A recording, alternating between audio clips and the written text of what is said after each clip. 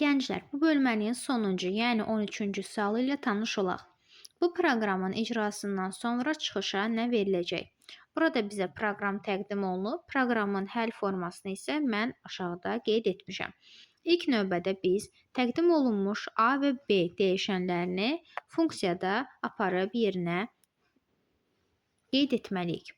Burada bizə f1,2 funksiyasında a bərabər 1, b bərabər 2 olduqda 3 19-dan kiçikdirmi? Hə.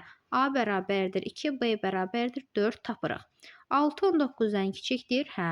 A bərabərdir 3, b bərabərdir 6. 9 19-dan kiçikdir? Hə.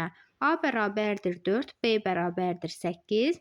12 19-dan kiçikdir? Hə. A bərabərdir 5, b bərabərdir 10. 15 19-dan kiçikdir? Hə. A bərabərdir 6, b bərabərdir 12. 18 19-dan kiçikdir? Hə. A bərabərdir 7, b bərabərdir 14 tapırıq.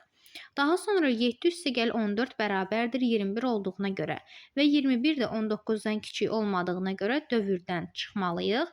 Sonda bizə return A topla B-nin cavabı 21 göstərdiyinə görə doğru cavabımız B bəndidir.